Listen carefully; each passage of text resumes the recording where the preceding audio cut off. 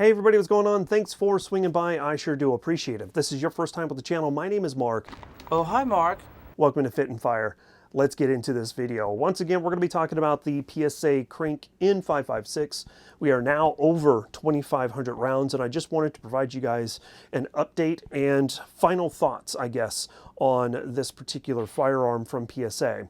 I have had a good experience with it. I have had zero issues when it comes to failures to feed, fire, or eject, and we'll dive into a lot of that in this video. But at the end of the day, I wanted to provide you guys at least my experience with this particular example, and then allow you to make your own decision on whether or not this is going to be viable or not for your application. Obviously, PSA doesn't know that I'm doing this video. I'm not getting paid to say anything good, bad, or indifferent about PSA or the PSA Krink. Even though, yes, I understand it's not a Krink, it's not a Krink off, it's AKS 74U, and it's not even that because it's chambered in 5.56. I get all of that, all right? This is what PSA is calling it. This is what I'm going to call it. But again, I'm not here shilling for PSA. I'm just giving you what my experience is and let you guys make your own decision. We'll talk about the good with the bad and go from there. But before we get into that, let's take a quick break for this video's sponsor. All right, guys, you know that I'm not going to do an ad read unless I like, and most importantly, use the product, which is why today's sponsor is Vertex. I've been a longtime fan of the cutback tactical pants that I've worn through many workouts, competitions, training courses, and just everyday wear since 2020. Vertex now has the Defiant jeans that is not only a new favorite of mine, but also my camera guy and podcast co-host, Hefe Actual. But hands down, my new favorite go-to is the Delta Stretch 2.1 pants due to its common appearance yet rugged construction, awesome for work or play. Vertex is also known for their EDC fanny packs, backpacks, and gloves. The Assault 2.0 gloves are the ones that I'm absolutely loving at the range right now. Take 15% off your entire order by using code FITANDFIRE. You heard me correct, 15% off when you use the code FITNFIRE at checkout. It's a great way to tell Vertex I sent you while getting some great gear. Link and code in the pinned comment. Go check it out. Okay, thanks for bearing with me on that. I do appreciate Vertex for supporting the channel, and I'm getting ready to go to Kalash Bash. As I'm filming this coming weekend, I'm like filming this right now and then loading up the truck and leaving and going to edit this video on the road. But headed down to Kalash Bash because the PSA Krink is going back to its rightful owner. This was borrowed from H-Town Werewolf. So again, PSA didn't send this to me, so I have no obligation to say anything good. Yeah, I'm just going to explain to you exactly how things went. Of the 1,300 rounds that I've put through it, in addition to the 1,200 rounds that H-Town Werewolf put through it prior to me getting it. So I want to say a huge thank you to him for allowing me to have this for as long as I did and put as many rounds through it as well. Also want to say thank you to Sarge on letting me borrow his version of this in 300 Blackout. So I thought that was a pretty cool comparison between the two. I'll leave a card at the end. If you missed that video, you can swing by and check that out. But needless to say, this has been reliable. And a lot of people will be like, no way, you know, PSA, they're junk and all that. But 1,300 rounds that I've put through it, I've had no failures to feed, fire, or eject. But that wasn't always the case because H-Town Werewolf did have issues with steel case ammo. It just would not run steel case. So he decided to polish up the chamber. And since that point, I think he put another 500 plus rounds through it, and he's had zero issues there. I've put 1,300 rounds through it, so we're looking right around that 1,700 round mark that we've put through this, and we've had zero issues whatsoever. So take that as a data point as you will. The biggest thing that I wanted to do, though, is take a look at the internals and allow you guys to see what kind of wear we're seeing, because Some people will say that we shouldn't see any wear at all. Other peoples will say, yeah, you'll see some wear, but as long as it's you know, not excessive, then we should be good to go. And I think we're kind of right in that middle ground.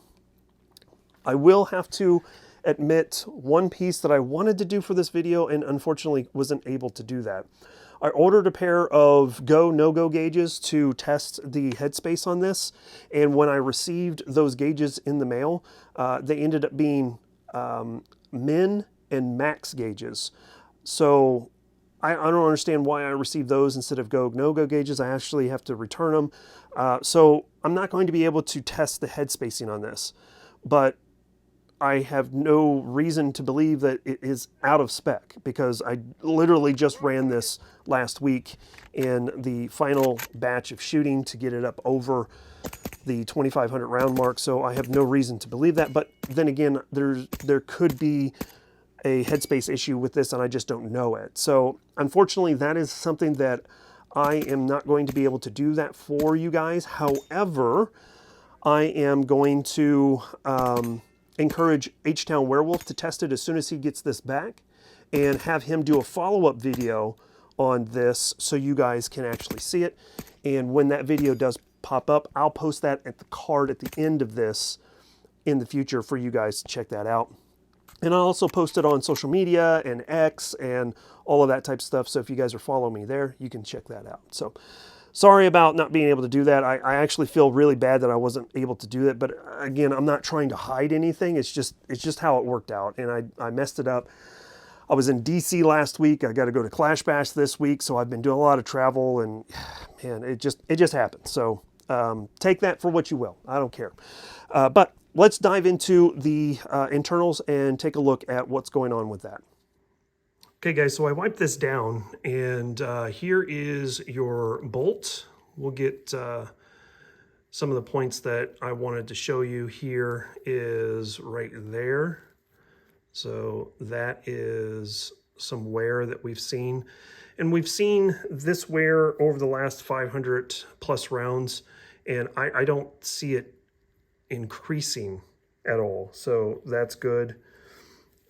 We also see some wear right here. Again, same wear pattern that we've seen over the last 500 plus rounds, but I have not noticed it to increase whatsoever. So, you know, take that for what you will. And obviously look at the other videos too, to see what you can determine. But the bolt is okay, not good, but okay. So there's that. Here is the carrier. So just carbon buildup on the piston. That's expected from shooting suppressed. Wipe this down as best I could. Here is the channel for the lugs, the lug channel. See, maybe a little bit of peening there. But again, nothing that I'm overly concerned about. And then your carrier tail does have some peening, which should be expected. So yeah, but still pretty good, I would say. I mean, for PSA, I would say it's good. And then here is your trunnion, front trunnion there. This hood is getting in the way, but let you guys see as best I could possibly get to you. I don't see anything dramatic, not like the AK-74s from PSA. But if you see something, obviously, let me know. And then your hammer, this is where we've seen some deformation. So you can kind of see that right there. That is obviously deforming from the carrier. And I'm actually surprised to see that. So I don't know if I can really get you a good angle on that. But it is definitely peening out pretty good. So there you have it. There is what we see under the hood. Okay, so there is what the internals look like. From my perspective, I'm not seeing anything that is excessively worn. There is wear on the bolt. There is a little wear on the carrier, some wear on the hammer face as well, but I don't see anything going on with the trunnion, which is actually pretty good. So take that information as you will. I will say that when it comes to the 5.56 and 5.45 AKs from PSA, buyer beware. You could get a really good one, or you could get a lemon. I know that M26 Lemon Grenade has talked about that at length. He's got videos on it. So, you know, obviously look at his perspective and his experience as well.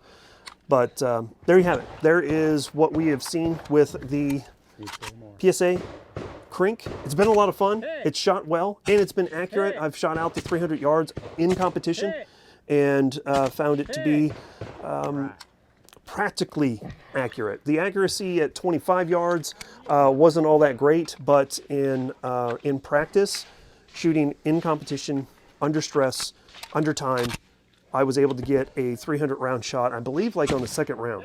I really don't remember, but you'll see it in the B-roll, so there is that.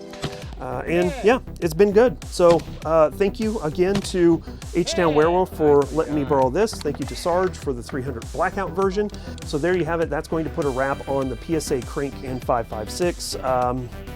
Man, like I said, good time, had fun, and I appreciate you guys swinging by and checking things out.